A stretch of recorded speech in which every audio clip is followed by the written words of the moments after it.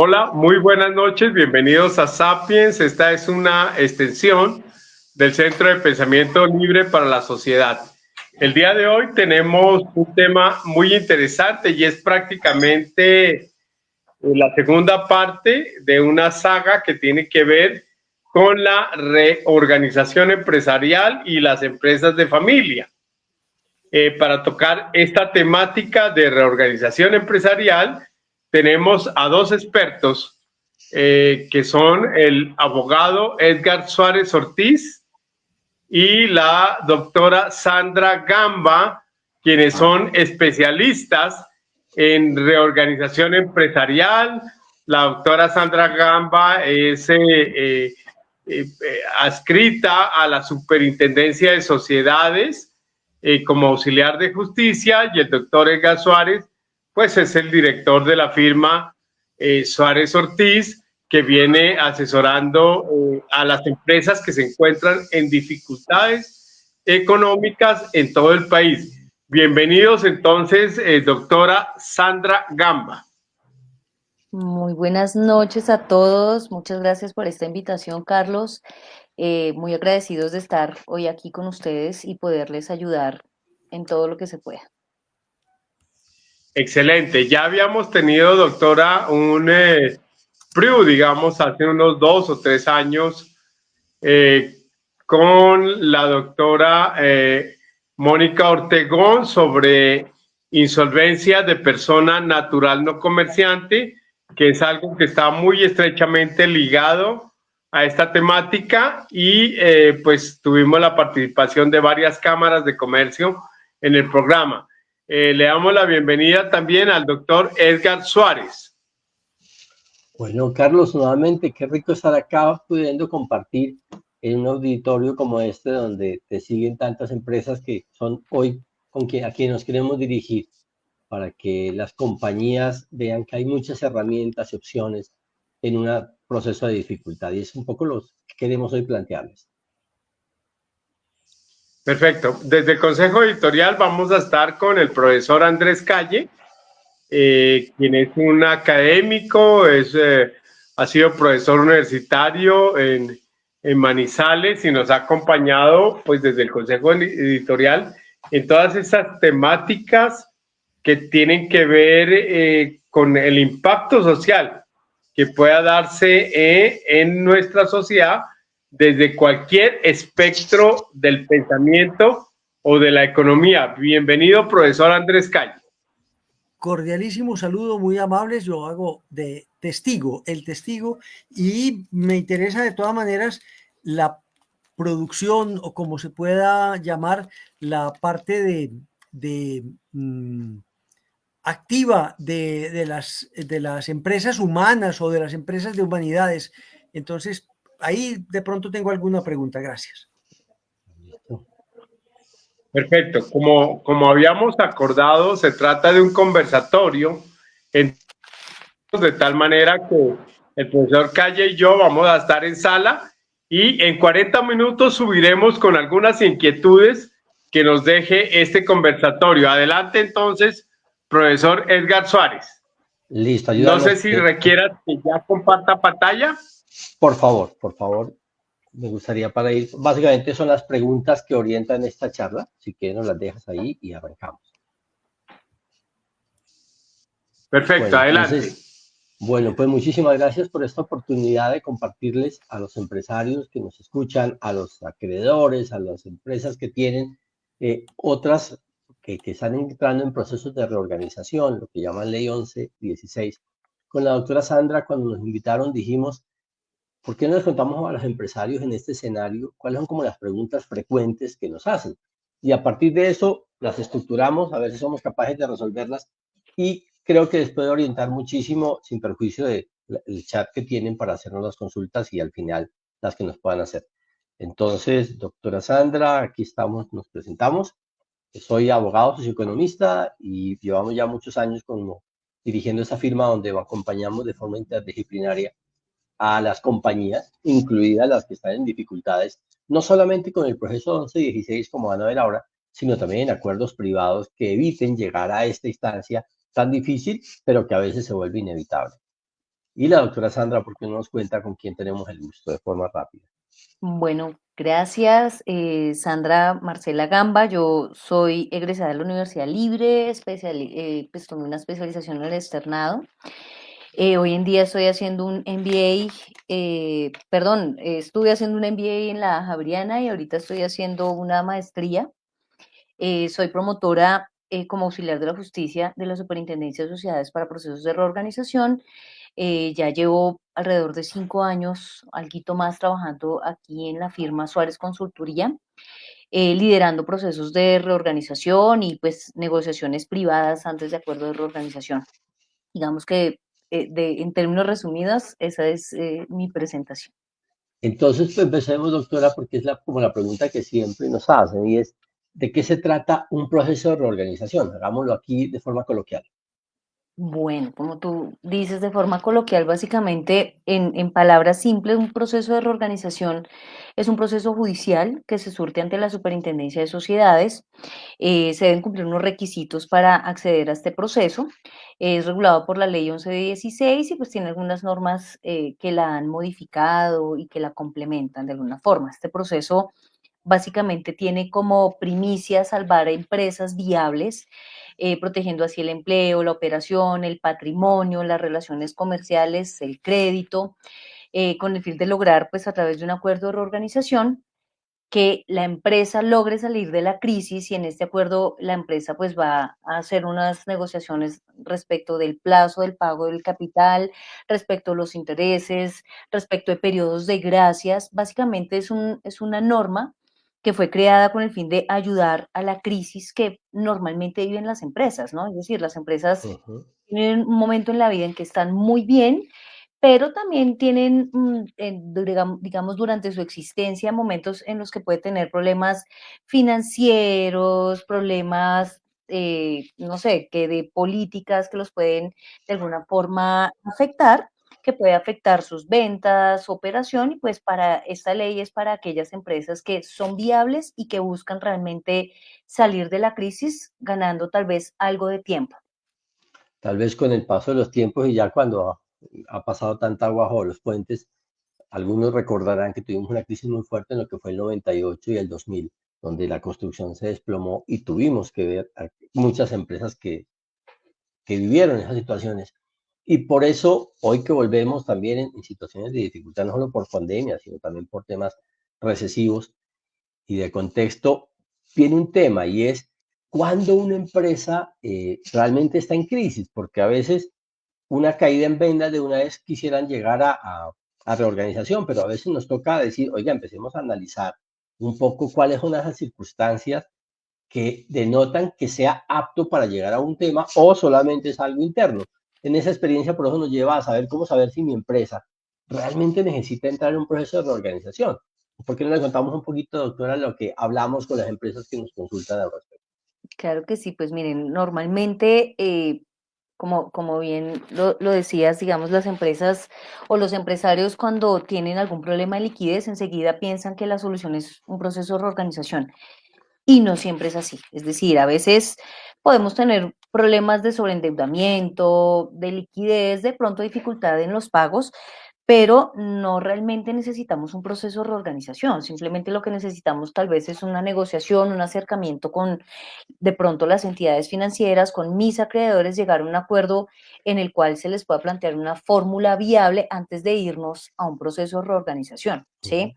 Yo normalmente siempre trato de que se analicen varios factores y dentro de los factores que me gusta revisar es lo que se denomina la hipótesis de negocio en marcha, ¿sí? Es decir, este es un análisis financiero, operacional, legal y operativo que mide cómo está la empresa hoy, ¿sí? Y qué tan capaz es en los próximos 12 meses de cumplir con todas sus obligaciones, ¿sí? Si vemos que la compañía en efecto tiene la posibilidad de cumplir con sus obligaciones, simplemente estamos pasando un periodo de crisis, ¿sí?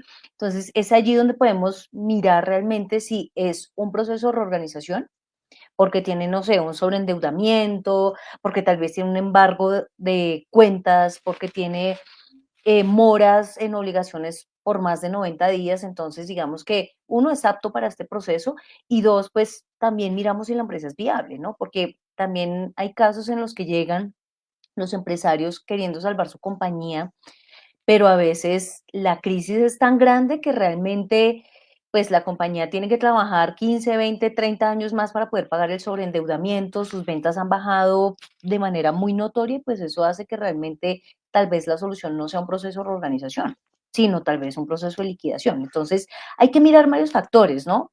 Pero no hay que dejarse simplemente, llamémosle, asustar por tener problemas de liquidez, ¿sí? Porque los problemas de liquidez pueden venir por varios factores, ¿no? Pueden venir porque de pronto tengo una rotación de cartera muy alta y no necesariamente no es que no tenga la caja para pagar, pero sí estoy teniendo un problema con el recaudo. Entonces, ¿qué hay que hacer? Entonces hay que mirar varios factores, pero realmente, ¿cuándo necesito un proceso de reorganización? Que es la pregunta puntual que me han hecho y es, mire, lo necesitamos cuando, por ejemplo, estoy embargado, no tengo cómo salir de ese embargo, mi empresa es viable, pero necesito es tiempo, tiempo para llegar a un acuerdo, salvarme de estos embargos, porque pues el proceso de alguna forma nos ayuda a seguir cayendo en estos embargos y a que tenga el tiempo suficiente, como dice el doctor Suárez, que conoce bastante estos temas de reorganización, es estar en el seguro de parqués, ¿no? Entonces es cuando me encuentro allí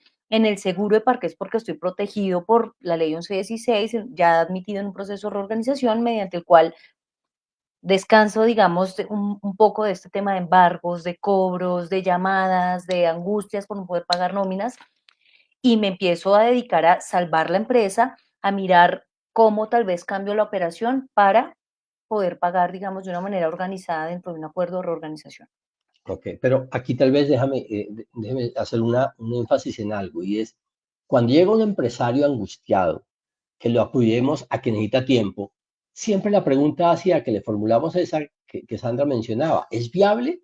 ¿Qué significa viable? No, es que si yo soy, por ejemplo, decía, yo tengo una venta en un departamento como el Atlántico, pero si yo tuviera un mercado tan grande como el de Colombia hoy, sí, pero hoy no lo tiene. Entonces, tiene unas estructuras tan grandes que no van a poder responder, y por eso le dejemos la pregunta, ¿seguir es una opción? O a lo mejor la liquidación es menos. Algún empresario tenía 85 años y nos dijimos, mi negocio es viable, pero si ustedes me consiguen 15 años, yo logro. Y dije, oiga, seamos claros que a veces la viabilidad del negocio no está con el ciclo de vida ni el interés de los propios empresarios. Pero eso nos lleva a algo, Sandra, que es importante, y es mirar, y sigo en el orden de las preguntas que tenemos, esa evaluación financiera exhaustiva para mirar si iniciamos o no iniciamos. ¿Por qué no hablamos un poquito más sobre esa metida en la caja, que es lo que en última va a soportar cualquier operación? Bueno, pues como bien como bien lo dices tú, pues es súper fundamental, digamos, hacer un análisis financiero de la compañía para iniciar un proceso de reorganización, ¿no? Uno, pues porque es necesario analizar la liquidez disponible, es decir, los dineros que tengo, la cantidad de dinero que tengo a disposición para realizar los pagos de manera inmediata para cubrir pues las obligaciones de la compañía. ¿Sí?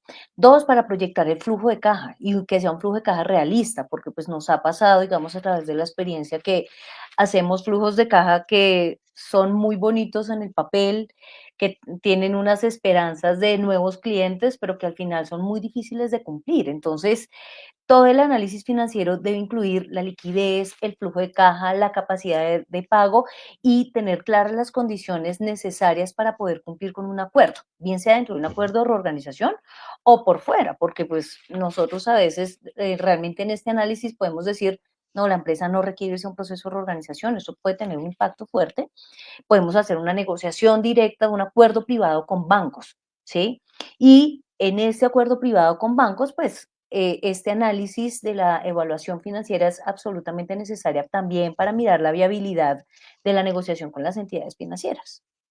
De hecho, es bien importante el planteamiento que hace, no solamente mirar desde la caja, sino también no necesariamente porque me duela un brazo tengo que ir a cirugía. Y eso mismo es importante que lo entiendan, y es que hay otras alternativas que se pueden considerar antes de llegar a una reorganización. Ya sea, si solamente leo a los bancos, si estoy atacado, ahogado al corto plazo, ¿para qué me meto a un proceso donde afecto a los proveedores, DIAN, trabajadores, que a lo mejor acercándonos o de pronto vendiendo un activo que no necesito o estoy durmiendo sobre los ladrillos pueda cambiar. ¿Por qué no les resumimos un poquito esas alternativas? Porque a veces piensan que la única alternativa es llegar a cirugía, o sea, acudir a un proceso cuando hay otras. Un poquito la experiencia que hemos tenido y que la Sandra ha liderado. Claro que sí, pues como bien lo decía, digamos, este análisis financiero nos permite precisamente detectar si estamos, uno, pues cumpliendo los requisitos para poder hacer parte o ser admitidos en este proceso, y dos, pues realmente a veces podemos concluir que no es necesario el proceso, pese a que siempre se tiene, como bien lo decías tú, siempre se piensa que el proceso de reorganización es la salida y no hay nada más que hacer. Sin embargo, esto tiene un impacto muy fuerte, ¿sí?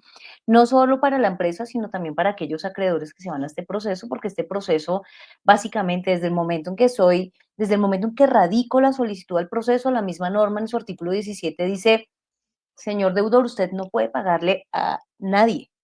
Entonces, sí hay un respiro para la caja, pero hay un impacto muy fuerte para un acreedor que deja de recibir tal vez el pago de su factura.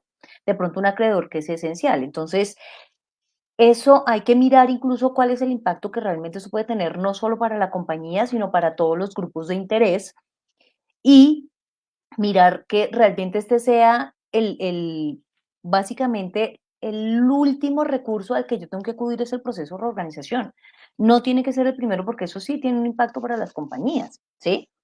Ahora, no, pues también, como lo digo a veces también satanizamos este proceso, ¿no? Porque a veces también cuando entran a este proceso, entonces todo el mundo dice, no, se fue a liquidación y eso tampoco es así. Simplemente es que la compañía sí necesitaba estar en el seguro del parqués, tener un respiro, un alivio en su caja, recuperar, llamémoslo así, las facturas, recuperar todo el recaudo de su facturación, poder hacer más ventas, cambiar su operación, hacer una reestructura interna, y a veces estos procesos son supremamente exitosos. En Colombia existen casos exitosos de procesos de reorganización, pero como lo decía, tal vez debe ser la última ficha que me debo jugar, debo mirar cuáles alternativas tengo, ¿sí? O si tengo bienes, por ejemplo, porque esa es la otra, ¿no? A veces no quiero salir de los bienes, pero tengo un endeudamiento grandísimo. Entonces, tal vez la solución de pronto es hacer un leasing y pagar, un leaseback, venderlos, en fin, o sea, pueden haber diferentes alternativas jurídicas que me pueden ayudar a salir de esta crisis sin tener que acudir a un proceso de reorganización. Y aquí vuelve un tema bien importante que queremos hacer mención, es que la reorganización no es un canastado de problemas. A veces hay que mirar a quién estoy afectando y cómo hago una solución. De ahí que quisimos hacer esta mención ahora sobre el papel que juegan los acreedores en el proceso de la reorganización. Me explico, si yo tengo un problema porque no le alcanzo a pagar al banco, pero estoy con mercado, tengo buenos clientes, tengo proveedores que creen en mí, ¿para qué los voy a llevar? O al revés, de pronto mi tema es que mis proveedores me están cambiando las condiciones y no soy capaz. O se me cayó la venta, tengo grandes inventarios y me puede afectar. O es un problema con la DIAN. Es decir, no es un problema igual, sino que a lo mejor el papel de los acreedores se vuelve distinto. ¿Por qué no contamos un poquito cómo se va organizando esa salida a partir de esos acreedores? ¿Cómo los consideramos cada uno de los acreedores? Pues a ver, en nuestra experiencia, básicamente podemos decir que los acreedores son actores clave para cualquier proceso de negociación, bien sea dentro de un proceso de reorganización o por fuera. Sí, es fundamental pues entender las expectativas, las estrategias de negociación con estos acreedores.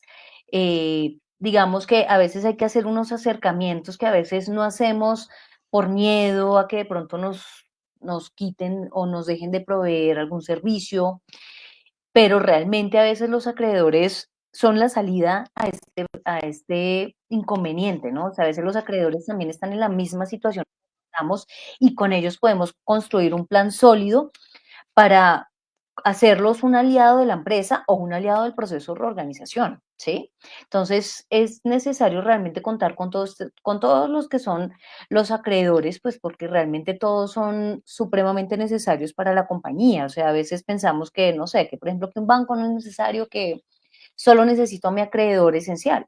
Y eso no es tan cierto. Es decir, sí, los necesito a los dos. Lo que pasa es que a uno lo necesito digamos, con más fuerza que el otro, ¿sí? Pero de alguna forma los dos son necesarios. Entonces, es necesario realmente hacer los acercamientos, los acuerdos que se puedan con cada uno de ellos, hacer planes sólidos y pues contarles de este proceso, ¿no? O sea, estar en crisis no es un pecado, no es algo que nos pase solo a nosotros y es terrible y tenemos empresarios que pues no duermen en pensar que no tienen cómo pagar, lloran porque no tienen cómo cancelar una nómina, pero a veces involucrando a veces a los acreedores como actores de estos procesos de negociación, pues a veces estos acreedores resultan haciendo cambios importantes dentro de la estrategia, ¿no? Incluso pues hay acreedores que resultan volviéndose inversionistas o explorando con uno alternativas que de pronto la empresa no había visto. Entonces sí es necesario no alejarlos completamente del proceso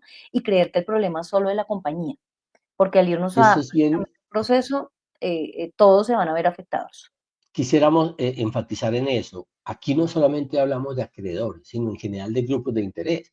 Y aquí están acreedor el financiero, el proveedor, la DIAN, como también mis trabajadores, como también las entidades de seguridad social. Pero un elemento muy importante que queremos destacar, que son los propios clientes a quienes vamos a necesitar en ese proceso. ¿Por qué no nos cuentas un poquito cómo este proceso necesita también considerar a quien teóricamente no le debo, pero es para quien trabajo, que son los clientes? Bueno, pues como todos sabemos, digamos, para un negocio pues son absolutamente necesarios y esenciales los clientes, ¿sí? Entonces, con los clientes, la estrategia que nosotros en Suárez Consultoría tratamos de implementar es igualmente hacerlos parte del proceso. Lo que pasa es que lo hacemos de una manera estratégica, ordenada, mirando realmente los clientes que son de interés para la compañía, toda vez que este proceso genera mucha incertidumbre, genera mucho miedo, ¿no? Entonces el empresario a veces dice, no, yo no me meto en un proceso de reorganización porque los clientes se me van, por ejemplo, ¿sí? Pero a veces se ven forzados por temas de embargos a tener que ir a estos procesos. Entonces, esté yo o no esté en este proceso, el cliente es fundamental, ¿no? O sea, es estratégico y es necesario pues generarle también confianza al cliente. Hay que decirle la verdad de en qué estamos, para dónde vamos y cuál es el objetivo de irnos al proceso de reorganización, que claramente no es un proceso de liquidación, sino es recuperar la empresa, es tener el tiempo, es darle la confianza de que vamos a salir adelante y ser absolutamente transparente con la información que necesite, ¿sí? Eso es fundamental para que cualquier proceso de negociación, sea empresarial, sea un proceso de reorganización empresarial o no, pues para salir adelante se necesita básicamente contar de ir de la mano con el cliente. Tal vez un tema importante que también queremos dejar. El activo que más vamos a jugar en un proceso de reorganización es la confianza ganada ante los bancos, ante los proveedores, ante los clientes. Ahí es donde a veces les decimos a los generales que se han retirado, o sea, los fundadores que hoy han entregado el mando a sus hijos, oiga, aparezca, porque esa cara representa ante los acreedores confianza. Y ese activo intangible que es la confianza entra a respaldar diciendo, llevamos 40 años trabajando con ustedes, sirviendo, apóyenos porque podemos salir. Esa es un poquito la mezcla, como se dan cuenta, no es un tema jurídico nomás, ni estratégico, también es un tema emocional, de lealtad. Pero sí quisiera entrar un poco rápidamente, porque quisiera que evacuáramos todo. ¿Cuáles son los aspectos legales que uno debería considerar para una reorganización empresarial? Bueno, pues básicamente los aspectos legales pues están claramente, digamos, dispuestos en la norma, en la ley 1116. Debo cumplir con aspectos como tal vez tener obligaciones con más de dos acreedores por más de 90 días, tener dos obligaciones en mora por más de 90 días, tener embargo con dos o más acreedores, tener embargos, procesos ya judiciales de embargo o coactivos, porque pues aquí podemos incluir a la DIAN, o podemos simplemente evidenciar que vamos a incumplir, porque eso también es una forma de entrar a este proceso, ¿no? Y es mirando, oiga, yo creo que voy a incumplir, hoy estoy cumpliendo, pero las ventas están bajando, yo creo que puedo incumplir. Entonces, para decirlo en términos coloquiales, estos dos aspectos, digamos, que se evalúan al momento de iniciar este proceso, ¿sí? Claramente hay unos aspectos financieros y contables que debemos cumplir y es básicamente el cumplimiento de las normas NIF, tener los estados financieros que cumplan con al detalle con todo lo que dicen las NIF, por cuanto la superintendencia es muy, muy exigente con el cumplimiento de los requisitos financieros, es decir, ahí casi siempre se dan inadmisiones por temas financieros, entonces es necesario contar con un equipo de expertos contables, legales, que conozcan de estos procesos, por cuanto también he sabido que, no sé, que por ejemplo el contador radica el proceso de reorganización, pero son rechazados porque no cumplen algunos requisitos legales, ¿sí? Entonces creo que aquí es un juego, digamos, indispensable tener a un buen asesor legal que además tenga conocimientos de aspectos financieros y contables para que en conjunto con la empresa puedan hacer viable también este proceso, ¿no? Y así pues claramente evitar contratiempos legales y fortalecer la posición de la empresa ante sus acreedores y los otros actores que participan en todo este proceso. Saliendo de los temas legales, pero me parece importante es, ¿entran todas las obligaciones o hay algunas que no entran para evacuar ese puntico? ¿Qué obligaciones entran a un proceso concursal? Este proceso es un proceso que se denomina universal, ¿no? Entonces, en primera instancia se dice que entran todas las obligaciones, todas las que tenga la compañía. Sin embargo, hay unas excepciones que también está en la norma y es básicamente que se excluyen de las obligaciones que harían parte del proceso de reorganización, se excluyen las retenciones, los descuentos a trabajadores y los obligaciones de seguridad social, ¿no? Lo cual pues tiene lógica por cuanto la seguridad social, digamos, es un aspecto fundamental para los trabajadores y pues la norma no puede desconocer dejar a un trabajador sin salud o sin pensión o sin su ARL, entonces estos son aspectos que la norma por eso excluye, porque si mi empresa es viable, necesito trabajadores y ellos también necesitan tener salud, pensión, demás. Respecto al tema de retenciones, pues, ¿por qué se excluyen? Básicamente, la retención es un impuesto que yo cobro como empresario en nombre de la DIAN, es decir, yo retengo unas cifras, ¿sí? Y yo en unos tiempos determinados que tal el estatuto, pues debo presentar estas declaraciones. Pues no son dineros míos, los tengo que devolver, ¿sí? Y ahora, ¿Ok? respecto al descuento de trabajadores, pues claramente no son dineros tampoco de la empresa, son dineros del trabajador que dio una autorización para que se le hagan algunos descuentos con pago a una entidad. Eso Ok. es, básicamente. Yo quisiera mencionar, porque ya lo hemos dicho un poco, y es, aquí en estos procesos lo que hemos encontrado es que se vuelven difíciles porque el empresario lo va a atacar mucha gente.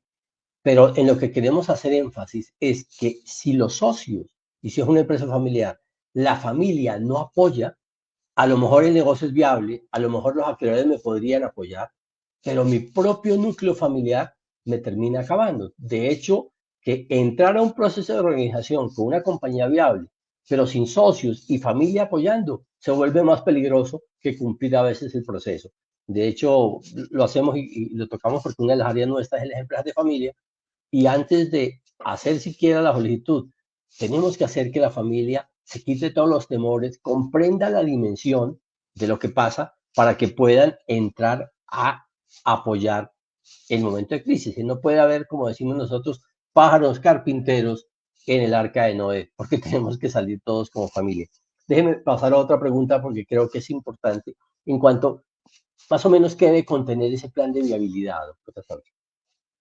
Bueno, básicamente tiene que contener una proyección financiera realista, la estrategia operacional alcanzable y establecer los indicadores de seguimiento, ¿no? Porque pues a veces creamos estrategias muy bonitas, poco alcanzables y no les hacemos seguimiento.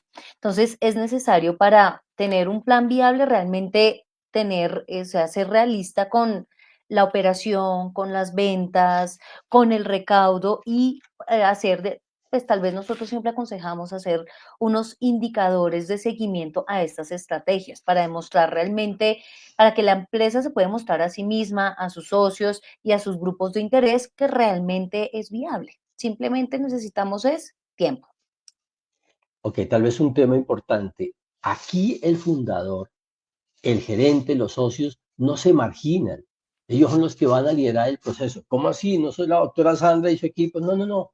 La doctora Sandra y su equipo lo que va a trasladar es la decisión de los socios, primero de seguir en el negocio, de ver si es viable, porque quien conoce el negocio es el cliente. Entonces, ojo, que el equipo negociador lo hace con un tema que queremos enseñarles, y es, fíjense cómo los bancos llaman al empresario, lo sientan y le piden, denos esto, esto y esto, el empresario dice sí, y cuando ha dicho sí, le dice, bueno, entonces cerramos, no, no, no, tenemos que ir al comité.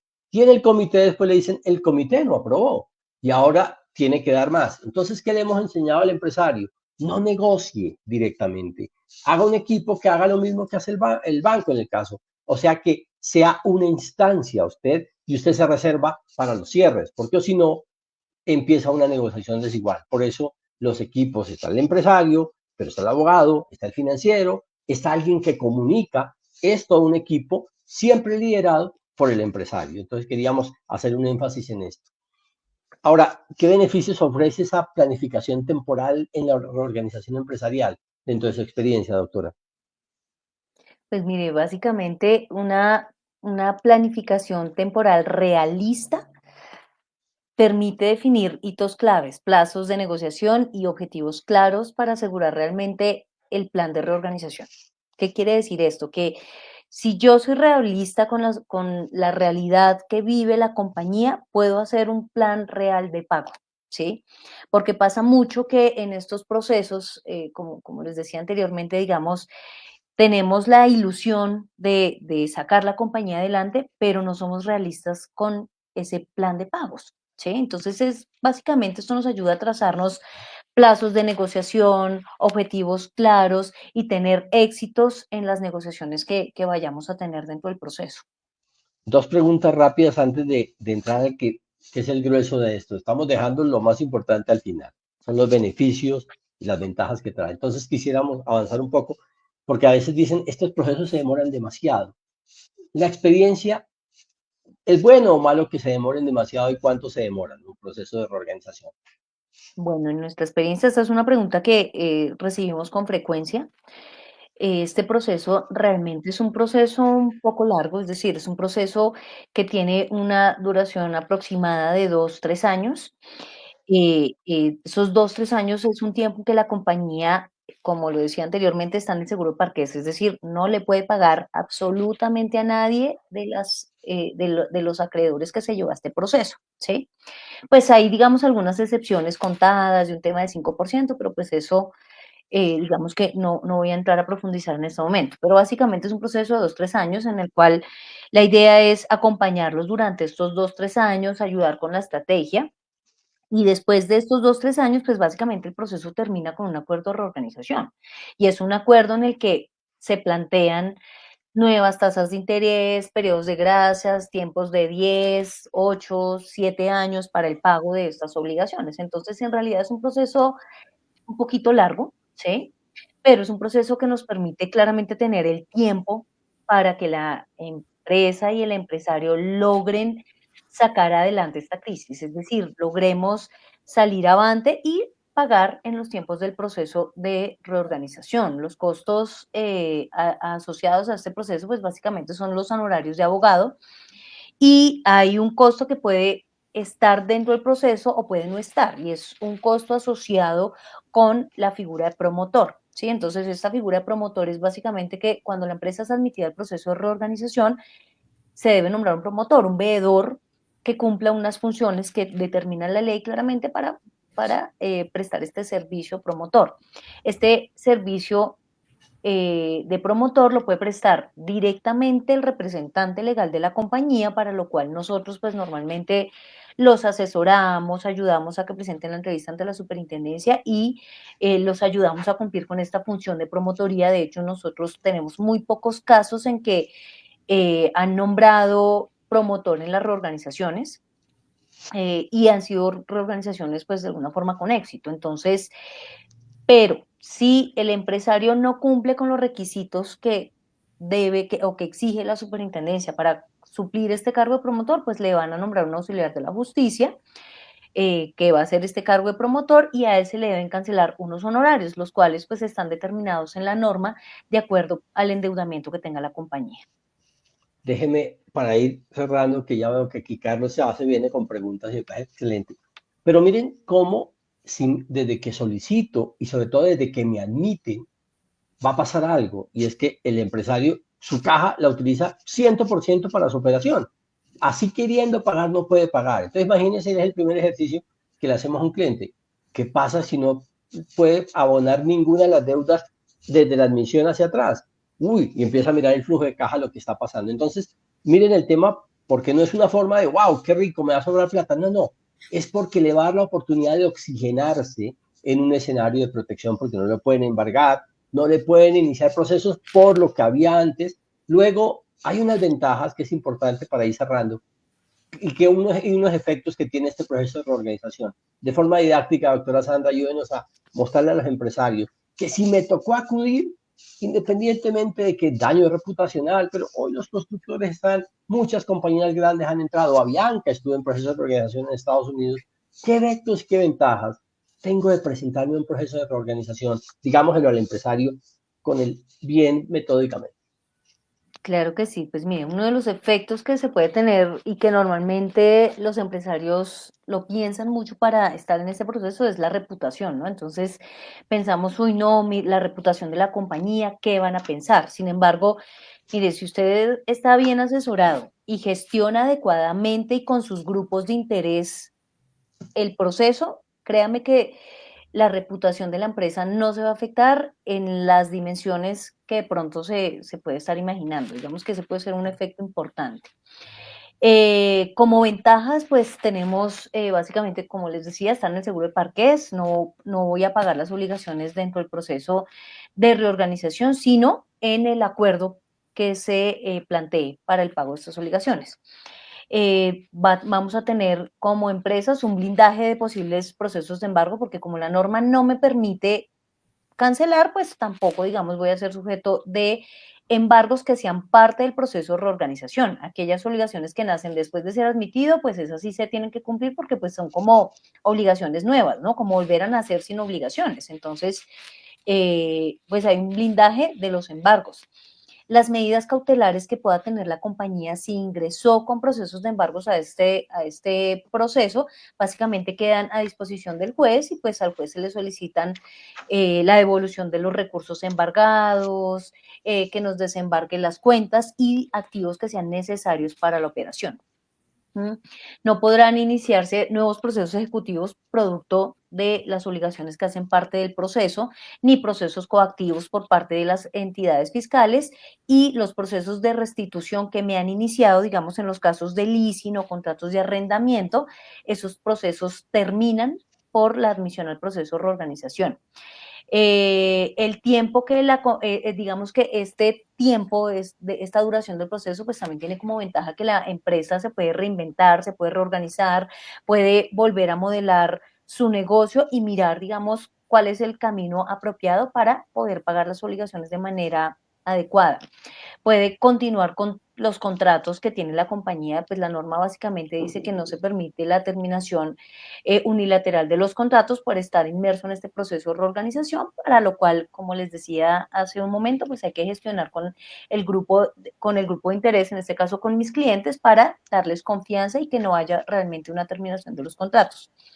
Y al final, pues básicamente este proceso tiene unos beneficios fiscales, y es que las empresas que se realizan acuerdo de reorganización no están sometidas a renta presuntiva por los 3 primeros años contados a partir de la confirmación del acuerdo y tendrán derecho a solicitar la devolución de la retención en la fuente del impuesto sobre las ventas que se hubieran practicado por cualquier concepto desde el mes siguiente a que tengo firmado o confirmado más bien el acuerdo de reorganización. Esas son como algunas de las ventajas que tenemos dentro del proceso. Obviamente, levantamiento de medidas de medidas cautelares después de que me confirman el acuerdo, entre otros. Entonces, para ir cerrando, ya dándote la palabra, Carlos, es, si yo estoy en crisis como empresario, lo primero que tengo que mirar es cuál es la causa de la crisis. Segundo, cuáles son las alternativas. Una negociación directa con un acreedor, la venta de un activo para bajar el endeudamiento, a lo mejor cerrar una línea de negocios, a lo mejor vender parte de mi negocio, tener inversionistas. Si no puedo, eventualmente debo acudir a una vía que es el acuerdo de reorganización, donde la ley lo protege para que cuando es admitido no pueda ser embargado y pueda mostrar que su compañía, siendo viable y adoptando unas medidas y en el tiempo y con algunos apoyos, podrá seguir conservando el empleo, generando riqueza, atendiendo las acreencias. Es decir, hay muchas opciones. Y esa es la época en la que vamos a poder jugarnos el activo más importante, la confianza que el empresario ha ganado frente a sus grupos de interés. Piénselo, hay opciones para salvar nuestras compañías y es el deber de empresarios navegar por mares tormentosos, porque además sabemos como empresarios que ningún mar en calma forma buenos marineros.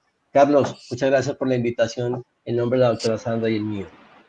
Bueno, muchísimas gracias a nuestros panelistas invitados. De verdad que fue un conversatorio muy fluido.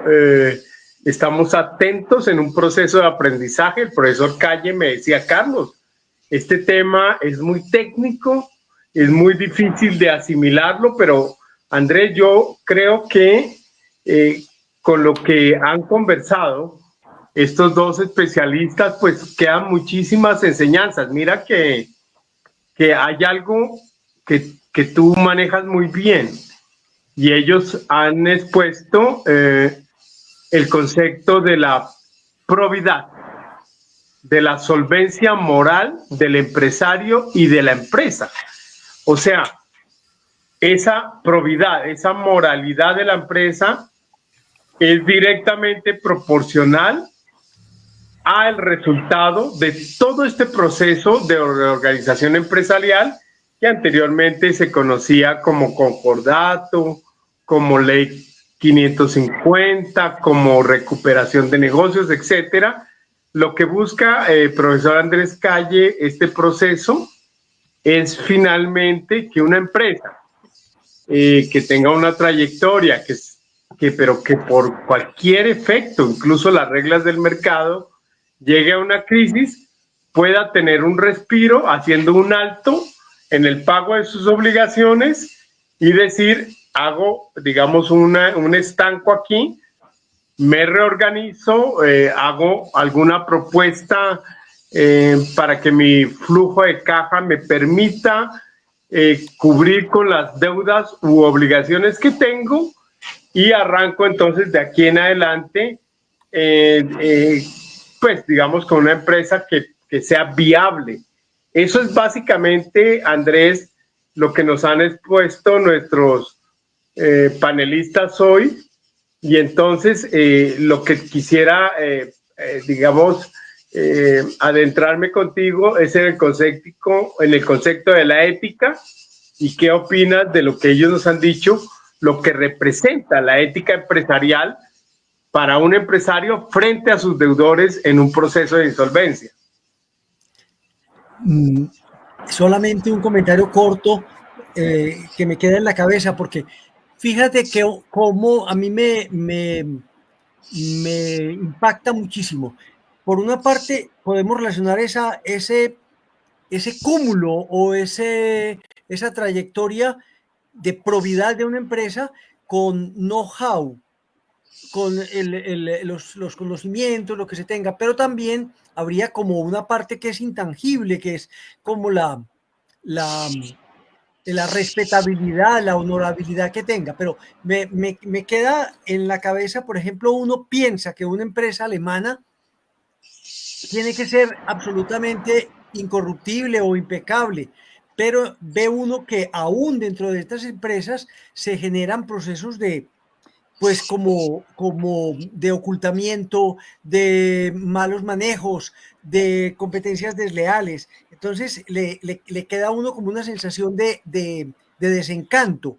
O sea, también como que lo que decimos en el argot popular, que no todo el que hace bien las cosas le va bien, pero me preocupa mucho, sí, o sea, cómo mantener o cómo, inclusive, no pienso yo que se pueda ponderar, porque debe ser imponderable, pero cómo resaltar o cómo demostrar la probidad de una empresa. Ese es el activo que nos jugamos en una reorganización, la confianza labrada durante muchos años para los grupos de interés. La palabra clave ahí me parece que es confianza, me parece importantísimo. Bueno, quiero manifestarle a nuestros panelistas que tuvimos un inconveniente en la transmisión del programa por algún problema técnico que tuvimos con el operador de datos, pero mañana se subirá este video al streaming que tenemos en YouTube, de tal manera que va a ser visto no solo en Colombia, sino también por colombianos en el exterior, por latinoamericanos en Francia, Cámara de Comercio Latinoamericanos en París, Encanto Colombia, Nueva York, o sea que va a ser visto en todo el mundo, así que no nos preocupemos por, digamos, el número de espectadores que tenemos en vivo, porque realmente tuvimos que cambiar el enlace de difusión, pero vamos a tener una amplia y la mayor difusión, profesor Andrés Calle, que le daremos mañana en todas nuestras redes sociales. Bueno, a ver, la verdad es que yo aprendí muchísimo, manejé varios procesos de reestructuración de negocios con Ley 550 y una de las mayores enseñanzas que me han dejado hoy los profesores es el tema de la moralidad y de la probidad del empresario. Recuerdo un empresario que me consultó alguna vez y me dijo, mire, doctor Lagos, el peor error que yo cometí es no haber pedido todas las mayores mercancías posibles a mis clientes antes de acogerme. O sea, como se dice en el lenguaje público, darles en la cabeza. Lo que nos han enseñado nuestros panelistas es que el proceso de recuperación de negocios es, digamos, algo que no es, digamos, la primera estrategia que uno debe tener, sino que es algo de alguna manera residual o alternativo frente a otras estrategias que uno puede tener, como por ejemplo la negociación directa. Ellos hablaron también, por decir algo, de la venta de activos. Lo que pasa es que uno, como empresario, y como persona natural, se aferra mucho, doctora Sandra Gamba, a sus bienes. Y entonces es importante tener en cuenta también que cuando uno, digamos, funda una empresa, es muy importante separar los bienes propios a los bienes o el capital de riesgo de la empresa. Y entonces, digamos que la primera estrategia, profesor Edgar Suárez, es establecer cuáles son los bienes que yo pongo como patrimonio de la empresa. Y entonces ahí viene algo muy importante, y es el tipo de sociedad que yo voy a establecer. Si es una sociedad colectiva, donde la responsabilidad es ilimitada y además es solidaria, o es una sociedad de responsabilidad limitada, o es una sociedad anónima, donde la responsabilidad no solo es limitada, sino que se extingue el concepto de solidaridad. Hablemos un poquito, Edgar, sobre eso, porque es muy importante saber que cuando uno monta una empresa, si no adecua al tipo de sociedad o como persona natural, puede estar arriesgando el patrimonio personal, incluso la casa familiar, la vivienda familiar. Adelante. Tal cual. Dos notas. Primero, y creo que juega mucho con el tema de probidad y de la ética como un elemento que constituye la confianza. En eso sí, cuando hablamos a un cliente, si su negocio es viable, lo apoyamos. Pero si necesitas tiempo para defraudar, no necesita un abogado, sino un cómplice, y ahí no lo podemos apoyar. Seamos claros, hay una línea roja. Pero si es viable y necesitamos plazo, damos la pelea. Y ahí viene un tema importante, y es que la negociación sea atractiva, pero porque no hay otras salidas para el acreedor. Me explico. Si yo tengo un tipo social, una limitada, donde hay una responsabilidad mayor hoy frente a una SAS, que es la Sociedad Anónima la Sociedad por Acción Ejemplificada, que es ya llevamos más de 10 años con ella, que nos ha generado una posibilidad de una regulación mejor, más maleable, con mejor gobierno corporativo, pero además que limita mi porcentaje de riesgo, no sin ser una anónima como antes, pues uso ese esquema. Pero si cometo el error de que hago una SAS, le hicimos caso a la doctora Sandra, dijimos para vender hamburguesas yo necesito ser dueño del inmueble sin tener un contrato de arrendo y entregué los bienes. Pero si además de eso le digo al banco que yo le doy, que necesito 10 años porque mi negocio es viable, etcétera, y el banco sabe que los accionistas han firmado todos los pagarés como si fuera tarjeta de cumpleaños de la compañía, pues con mucho que sea irá, yo prefiero atacar al acreedor y que otros esperen a los 10 años. Por eso la doctora insistía tanto en entender el contexto, porque significa que sea atractivo para el acreedor apoyarme, pero también porque no le deje otras salidas para atacarme. Claro. Ahí también me gustaría de pronto indicar que normalmente en estos procesos el empresario ha sido codeudor solidario de todas las obligaciones, es decir, casi siempre está en riesgo también su patrimonio, ¿sí? Entonces, normalmente uno inicia estos procesos y también tiene que acompañar al deudor solidario a que haga parte de este proceso, que se vuelva un proceso coordinado para también proteger sus activos. Y, Carlos, tú tienes toda la razón, o sea, nosotros, digamos que es normal que queramos proteger los activos que tiene tanto la empresa como los personales, ¿sí? Sin embargo, pues estos procesos buscan, como digamos lo hemos dicho en varias oportunidades, es que salvar empresas viables, porque es que el objetivo realmente sí es pagar, ¿sí? El objetivo no es esconder ni proteger los bienes y quedarme con ellos, es más, este proceso apenas tú lo inicias, te colocan, ¿me caí? Sigue, estoy acá. Ah, perdón, pensé que se había salido. Sigue, estás en primer plano. Ah, ok. Entonces, apenas tú inicias estos procesos, la superintendencia embarga todos los bienes inmuebles de la compañía, ¿sí? O los vehículos, ¿sí? Entonces salen y sale una orden de embargo, o sea, diciendo que están en ley 1116. ¿Para efectos de qué? De que no salgamos a defraudar, es decir, que no entremos al proceso con un tema de simplemente proteger mis activos y que no me lo vaya a embargar, por ejemplo, un banco y que yo salga después a venderlos, ¿sí? Además, el proceso de reorganización en el artículo 61 tiene una presunción legal y es básicamente que se presume que tanto la insolvencia como la liquidación tal vez es producida o causada con ocasión de las actuaciones que tuvo el controlante, ¿sí? O los socios en este caso, ¿sí? Entonces, ¿por qué es una presunción? Porque toca igual probar que realmente la situación de insolvencia se dio, por ejemplo, por causa de una mala decisión, ¿sí? O porque solicité créditos y no los invertí en la compañía, ¿sí? O porque tengo estados financieros que no son tan reales, que eso a veces pasa, para lograr préstamos, ¿sí?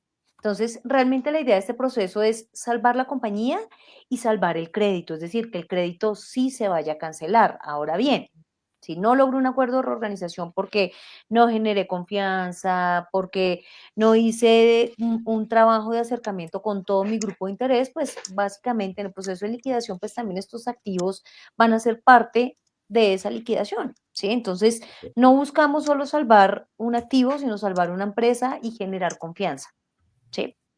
Eso tenía por decirles. Bueno, Carlos, creo que con estas notas finales, salvo mejor opinión, pues creo que terminamos hoy nuestra invitación, nuestra participación en Sapiens.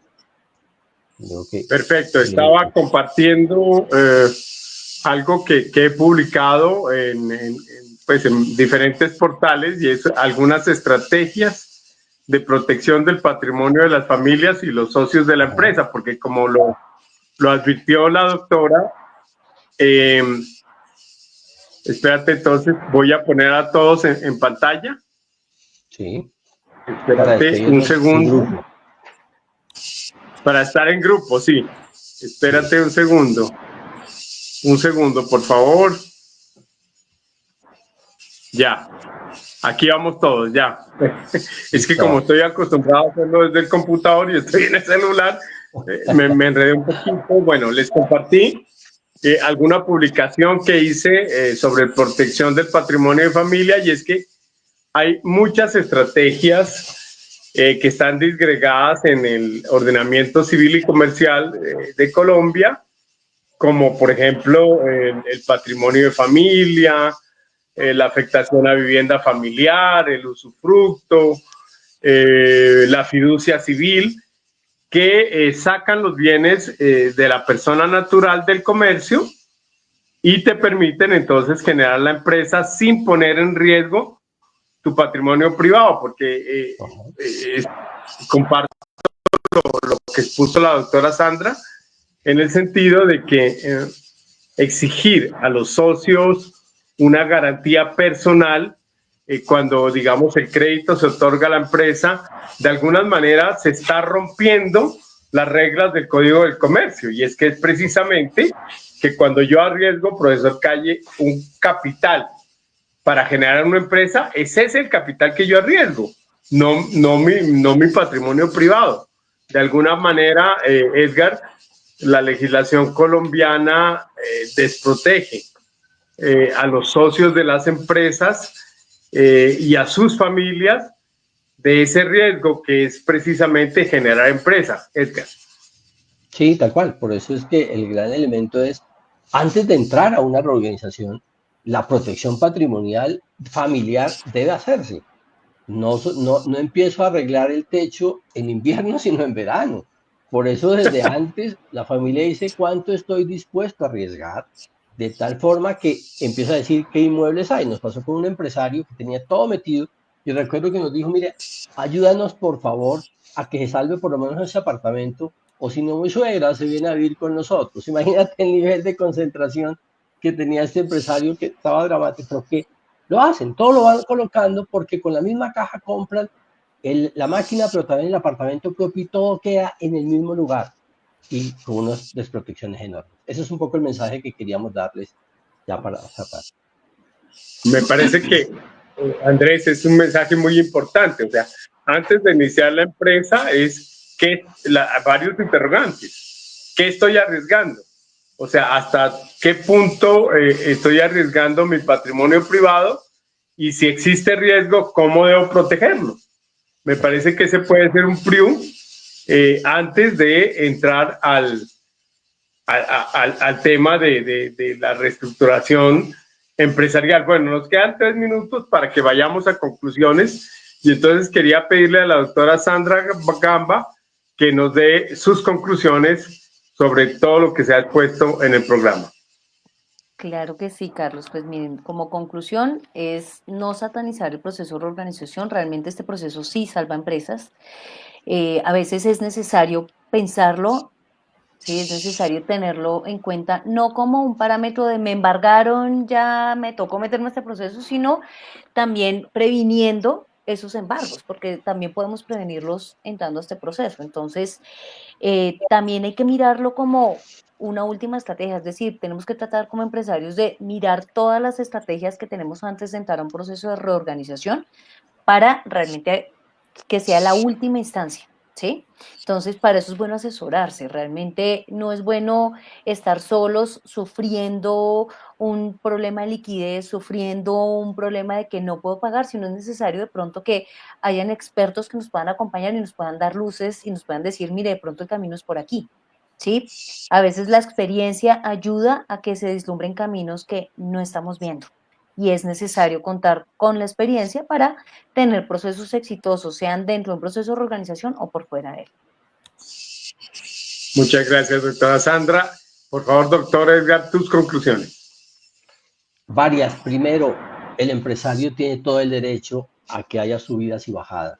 Cuando hay bajadas es cuando va a cosechar la época de las vacas gordas, donde todo el mundo le da crédito y a todo el mundo lo respondió. En la dificultad va a girar contra esa confianza. Pero adicionalmente, persistir no es la mejor solución. Si mi negocio no es viable, parar, liquidar es una opción, siempre y cuando tenga claras cuáles son las consecuencias. Y por último, nos parece que en este momento en que hay dificultad, vamos a cultivar también las relaciones que hemos mantenido durante estos años, no solamente con los financiadores, sino también con un público que en una crisis sale a apoyarnos, sale a decir esa compañía no se acaba, venimos a salvarla, como nos ha pasado en muchas ocasiones. Luego, ojo, las empresas no son de los dueños, las empresas son de los grupos de interés. Y en una reorganización son esos grupos de interés los llamados a salvar la compañía, el patrimonio, el empleo. Profesor Andrés Calle, la empresa definitivamente genera un impacto social a través del empleo, a través de la tributación y a través de lo que se conoce como las buenas prácticas empresariales. Hay un sello de calidad incluso que otorga la superintendencia por las buenas prácticas empresariales, que es el sello B&C, doctor Suárez. Entonces, Andrés, frente a ese impacto social, ¿cómo ves esta posibilidad de que las empresas puedan acudir a este mecanismo para reorganizarse y poder salvarse en una eventual crisis financiera?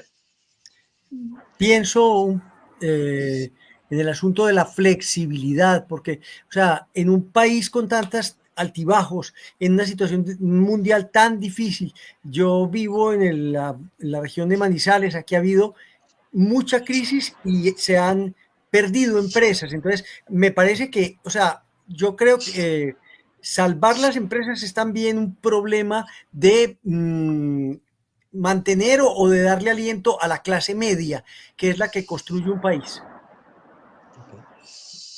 Muchas gracias, profesor Calle. Bueno, no quisiera cerrar el programa, Edgar, sin que mencionemos algunos casos emblemáticos de empresas muy grandes que, a pesar de haberse cogido a procesos de reestructuración, han tenido que liquidarse. Pues doy solo un ejemplo, un abrebocas, que es el caso de la 14, que es uno de los más recientes en el Valle. ¿Nos recuerdas algunos otros casos emblemáticos? En sector textilero fueron muchos los que desaparecieron porque no pudieron soportar la importación en los 90. Y entonces marcas que usábamos ya hoy son un recuerdo y nos dicen cuántos años llevamos desde que se fueron. Pero también entidades como Avianca han pasado por muchas crisis y ahí vuelven a despegar hasta la próxima, ojalá no. Pero también el sector, recuerdan Coltejera, todos ellos han tenido distintos. Y hoy el sector de construcción, hay más de 300 compañías de ese sector que han tenido que ingresar a procesos de reorganización o en acuerdos privados. Es decir, no es un tema tan puntual, es un tema de una compañía, de una economía que se contrae, afecta, y unas tasas de interés que reventaron los presupuestos de muchas compañías. No es pecado estar en reorganización, no es pecado estar en crisis. Lo que nos parece que es un pecado es no dar la pelea, acudiendo a tantos mecanismos para salvar las empresas, que es nuestro compromiso como empresarios. Profesor Edgar Suárez, doctora Sandra Gamba, muchísimas gracias por todos sus aportes, el conocimiento que hemos adquirido. Vamos a subir mañana el video a nuestro streaming en YouTube, profesor Calle, y compartiremos en todas las redes sociales del Centro de Pensamiento Libre y del programa Sapiens. Recuerden entonces que lo dijimos en Sapiens y por favor saquen sus propias conclusiones. Muchísimas gracias. Muchas gracias. Muchas gracias para todos. Buenas noches. Gracias, buenas noches.